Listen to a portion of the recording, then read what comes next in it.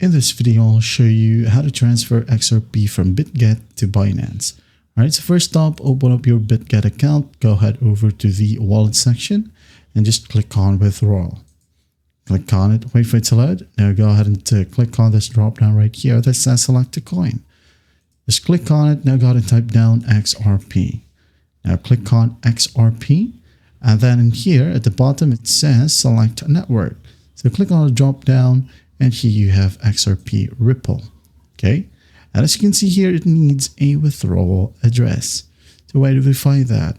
Go ahead over to your Binance account, click or hover over your wallet. Now click on overview. Okay, right here. Now what you do is just click on deposit and click on deposit crypto. Wait for it to load. Once it loads, go ahead and type down XRP. Click on it. And the network right here, make sure that it matches. Okay. You can see here we have Ethereum, ERC20, XRP Ledger, and the BSC Smart Chain or BEP20. So in this section, we're going to select XRP Ledger. Okay. Click on it. Now it says here both address and memo are required. So hit on OK, copy the address. Now go ahead and go back to the withdrawal address section, paste that in here. And the tag memo is needed as well. So just copy it, go back to Bitget, hit on paste.